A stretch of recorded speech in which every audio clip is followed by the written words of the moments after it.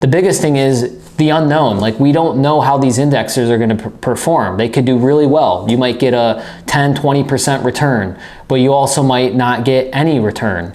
So when we're doing infinite banking, we need something that's consistent and predictable year over year. With whole life insurance, and I'm going to be bouncing between the two so you can really see the comparison. With whole life insurance, you're not going to get a 10% return, or you don't have the potential to get a 10%, 15%, 20% return, but you're going to get a guaranteed rate of return on your money every single year, which is usually, depending on the company and product, between 3 and 4%. And then if you're with a mutual insurance carrier, which we only recommend, and that's the only carriers we work with when we're setting up a policy for infinite banking, is you'll get a surplus on top of that. So you're going to get a guaranteed rate and a surplus, which might come out to be around 5-6%.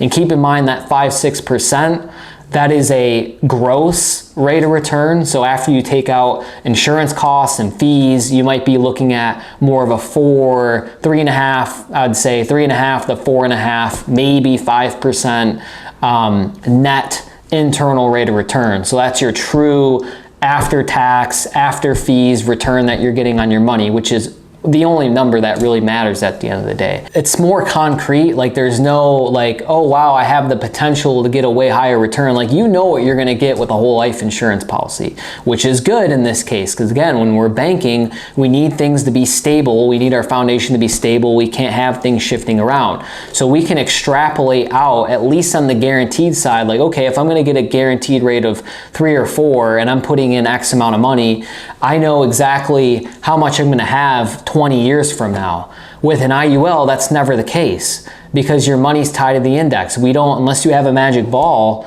a crystal ball, you're not going to know how the indexes are going to perform year over year. So when you're looking at an IUL policy and you look at the illustration, it's going to show you that you're getting 6%, or however the illustration was set up. Usually it's around 6%. It's going to show you that you're getting 6% every single year for the life of the policy. You and I both know that's not reality. There's no possible way the S&P 500 or whatever index you're tied to, most commonly it's the S&P, is going to produce a 6% yield every year. Some years it's 20, some years it's negative, some years it's 0, it's 1, it's 2, it's 5, doesn't matter. It's different every single year. So that's a big reason, or big issue I have with IULs for infinite banking, and why I don't recommend it is the unpredictability of it. It could, and I will say this before I move on to the next part, it could perform better than expected. But again, do you want to gamble when it comes to utilizing the infinite banking concept? No, you shouldn't be gambling. And even if it happened to work out for you, I mean, bravo, but the chances of it working out are slim to none.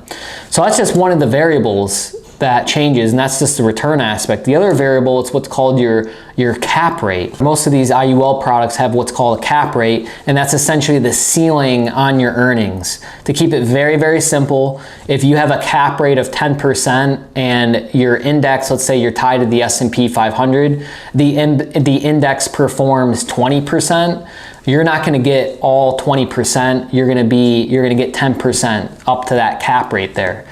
So that's just something to keep in mind, is that's your ceiling. But the issue that comes to hand is the insurance carrier can adjust that cap rate. So again, it leads back to a conversation of unpredictability and shifting variables. The insurance carrier, and if you look at carriers over time, they typically reduce the cap rate. So if you got a policy today that had a 10% cap rate, who knows where it's going to be in the future? And again, looking back at history, typically they reduce them. So 5 years from now, you might have a cap rate of 8%. And that's going to throw off your projections from when you originally got the policy. So if the cap rate changed and it went down, let's say, and the indexes didn't perform as well as expected, now that's a double whammy, and that's going to really, really impact the performance of the policy. And the third piece I want to touch on is the rising cost of insurance inside of an IUL policy. And before I get into that, let me actually take a step back. Let me make the comparison to a whole life on the second point. With whole life insurance, there is no cap rate. There are some cases where you can tie a whole life insurance policy to an index like the S&P 500. Not very common, not a lot of there's only a couple carriers and products I can think of that actually allow you to do that. And essentially it's where you still get the guaranteed rate of return, but instead of taking the dividend, you can elect to tie that to the S&P 500. And I have another video I made a while ago talking about that, but just know that's a big difference is there's no cap rates with whole life insurance. The next thing I want to talk about, and this is where this could really come to bite you later down the road when you get older, is with IULs, there's a rising cost of insurance. The cost of insurance goes up every single year. So every single year you get older, the insurance cost goes up. And what does that mean for you? That means there's more pressure on the policy to perform because of your rising internal costs. So when you have rising costs and your policy is continuously performing and doing well, that's not a big deal. But when you have down years and the policy's not performing as expected, especially when you're in your 60s, 70s and beyond, that's where you really need the policy to perform, and that's when your cost of insurance starts to really go up. So if your cost of insurance starts to really go up and the policy's not performing, that's going to eat into your cash value, and that's where you could potentially see your policy exploding, or rather imploding on you, and you don't want that to happen.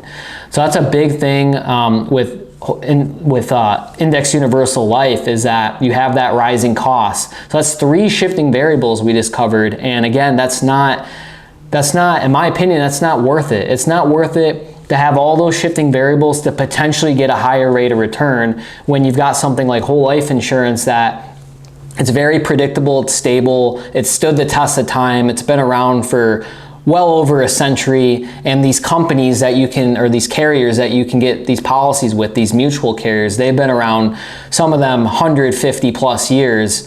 So that's what we're looking for when it comes to this concept. We need something stable, concrete. It's going to be there when we need it most. We don't need to play this game of chasing higher returns, even though someone on TikTok or YouTube might have positioned it in a way where this sounds so good.